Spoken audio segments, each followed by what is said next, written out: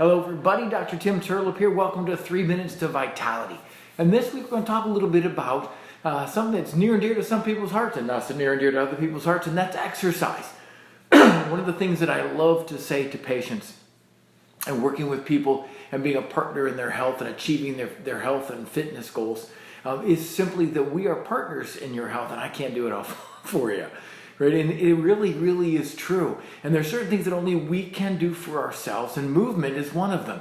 And there's a common expression that I'll use in that regard, and that's if we choose not to move, if we choose not to exercise, our choice is to be sick. Because the research is so clear, the research is unequivocal at this juncture, that the more you move, the healthier you will be, the longer you will live. There is just no refuting that. So if we choose not to move, we're really choosing to live a shorter life and to be sicker while we get there.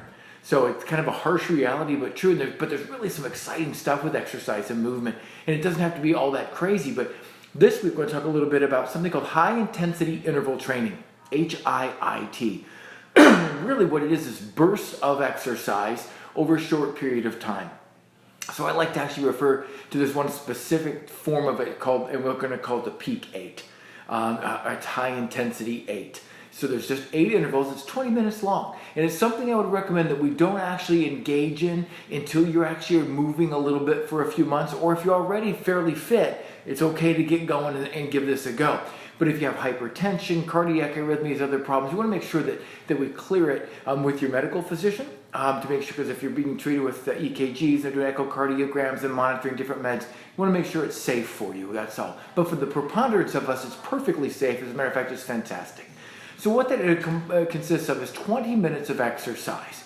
There's a 3-minute warm-up and then 2-minute intervals until you get to 17 and a half minutes. It's not complicated at all. So we're at 3 minutes of warm-up. We get to the 3-minute mark. For 30 seconds, you go all out as fast as you possibly can.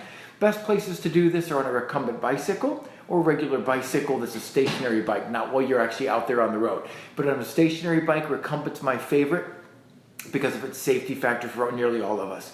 And then also too on an ellipse. Those are the 2 best ways to engage in this. Right, so you're doing it for 3 minutes, and then you have to, with 3 minutes of a warm-up at a moderate pace, you're just warming up. Right, then you go 30 seconds as fast as you possibly can. I mean, just as all-out gut-busting speed. And then you take a 90-second break. So it's a 2-minute interval that consists of a 30-second intensity all-out, 90-second rest.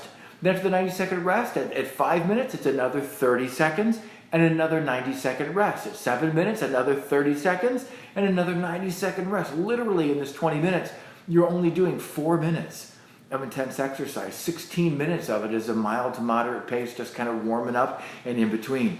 But it is very, very, don't let it deceive you.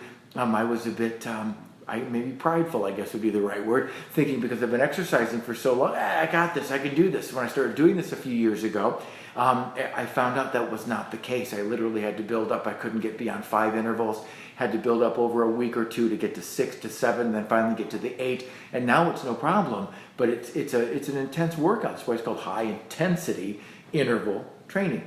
So why do this?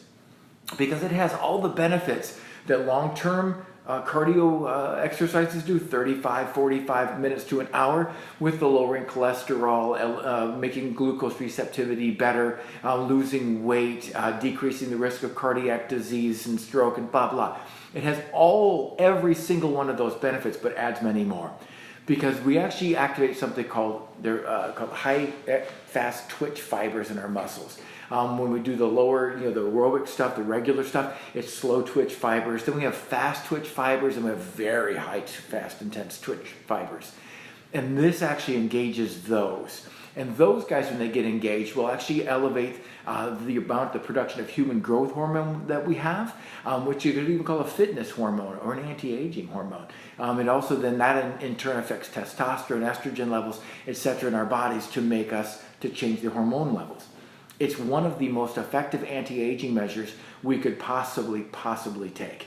You'll notice things once you've done it for several months where your skin tone will change, libido will change, attitude will change, you'll drop more weight, you'll have more energy. It's amazing what this high intensity interval stuff does for us over a period of time. There was one study, excuse me, that was looking at HGH, these human growth hormone levels.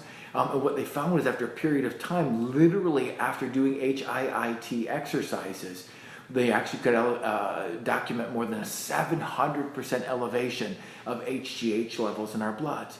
What we want to do then after we do it is maybe not eat for a couple of hours, because that'll affect the human growth hormone levels in our body. And we want that elevated HGH level to hang around for a couple of hours, inducing certain things in the body, and then go ahead and eat, etc. But it's that simple. It's 20 minutes, 3 minutes of warm-up, 30 seconds all out, 90-second rest, 30 seconds all out, 90-second rest. So those 2-minute intervals, you're done, 8 of those. And then don't eat for 2 hours afterwards, and the results are incredible. The other thing that's really nice about this is that typically once a week is all you have to do. So if you're running, walking, biking, swimming, whatever else it is, this is only once a week. Twice would be the max I would recommend. If you're doing more than twice, you're probably over-exercising, and it will actually have deleterious effects on your well-being and not be beneficial. So get busy and give this a go if you can. Try it for 6 weeks, and mark my words, you'll notice a dramatic difference. So until next week, this is 3 Minutes of Vitality. Thanks so much for watching.